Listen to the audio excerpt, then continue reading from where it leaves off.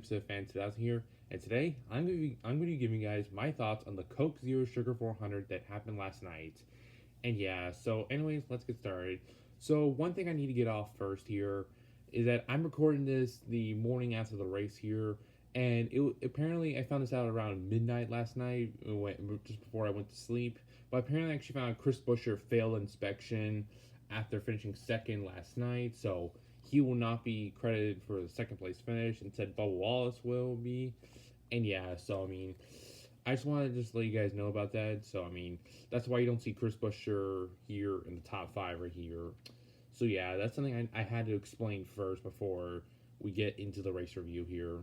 So yeah, so now let's get started here. So as we know, last night Ryan Blaney hauled everyone off and survived this race and got his third win of the season and his second win in a row. I mean, last week he won at Michigan, and now tonight he wins for the first time at Daytona, which I'm happy for Blaney. He's one of my favorites, and yeah, I mean, and behind here we have all the carnage that happened last night here. Yeah, we're gonna get to the wrecks here later, but yeah. So I mean, that's just the thing I need to say there. So yeah, so I mean, this was the last race of the regular season, and honestly, this race though is probably has to be my favorite race of the year because the racing was awesome. I mean, it was honestly much better than the Daytona 500 because in that race there was a lot of single file racing, and yeah, so I mean, I'm just at least happy that this race was a little better than the Daytona 500. I mean, the Daytona 500 here was all right in my opinion, but it just needed a little more there. And yeah, but I mean, that's just the thing I had to say there. And yeah, right here we have our top five here, which is a pretty interesting top five here. I mean, you still have Blaney finishing first here. And yeah, we have Bo Wallace that originally finished third, but because of Buescher failing inspection, he ends up second for the second time in his career. So he tied his best career finish. Then we have Ryan Newman, who survived the last lap crash and got third, which is his best finish of the year.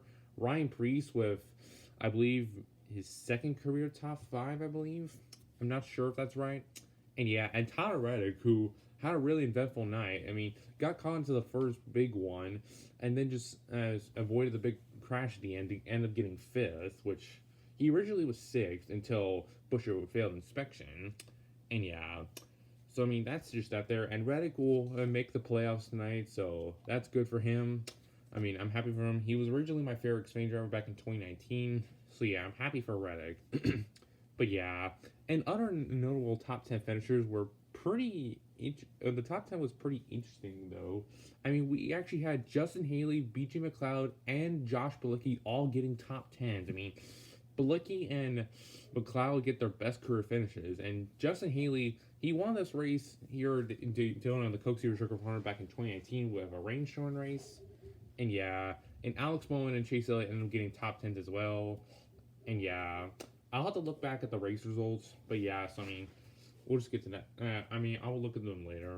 And yeah. But now we're going to get over here to the wrecks here. Right here we have Truex and Byron, which was the first big one that happened on the backstretch where, in my opinion, Stenhouse turned Truex, and that just caused a crash here, taking Byron out of the race, who won last year.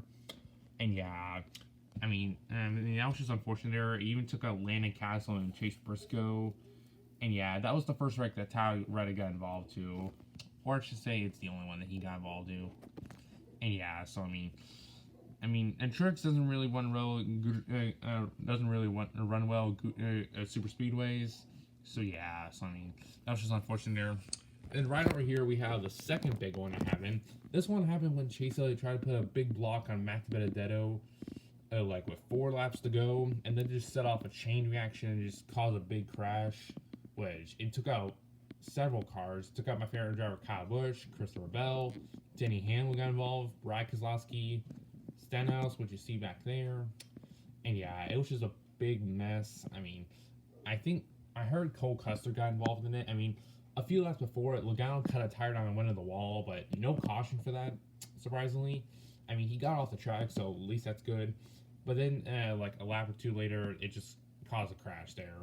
So yeah, so I mean, I felt bad for DiBenedetto because that was probably his best chance to make it in because he had to win to get into the playoffs, and unfortunately that did not happen. So yeah, so I mean, I hope though DeBetta will find a ride next year, but we'll find out where he goes next year. But I just hope it can be a Cup Series ride. And yeah, I'm just hoping that. I mean, he says he's open up to Xfinity Series, but we'll see about that. And yeah, so I mean, we'll see what he does in the future.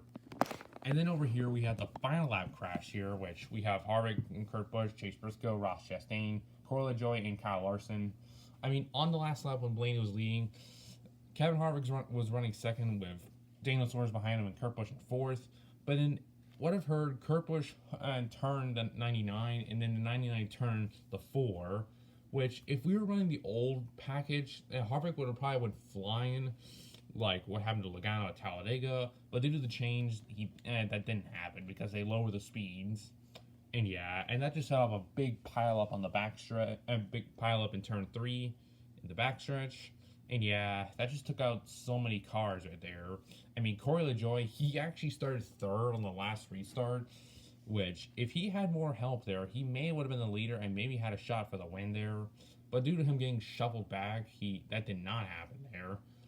And yeah, and Kyle Larson was even involved as well. He still managed to claim the regular season championship due to Hamilton getting involved in that accident, even though Larson DNF'd tonight. I mean, Larson was my pick coming into last night. And yeah, but I mean, he had to start at the rear, but he at least did a good job to get back to the front. And yeah, Chastain and Chase Briscoe had to win to get in, and unfortunately that did not happen tonight. And Harvick and Kurt Busch were already locked in due to Kurt Busch's win at Atlanta and Harvick being locked in on points. Yeah, so I mean, they were basically good, but other drivers were involved in that, such as Austin Nunn, who had maybe had the win to get in, or just had to finish ahead of Reddick. I mean, if Reddick was probably involved with that, then maybe Austin Dillon would get into the playoffs.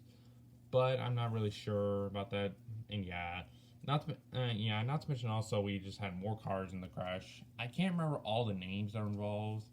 I mean, those are the only ones I know. And yeah, Harvick though, he managed to finish the race while Blaney was doing his interview. And yeah, I mean, he parked it after Blaney parked his car over the finish line.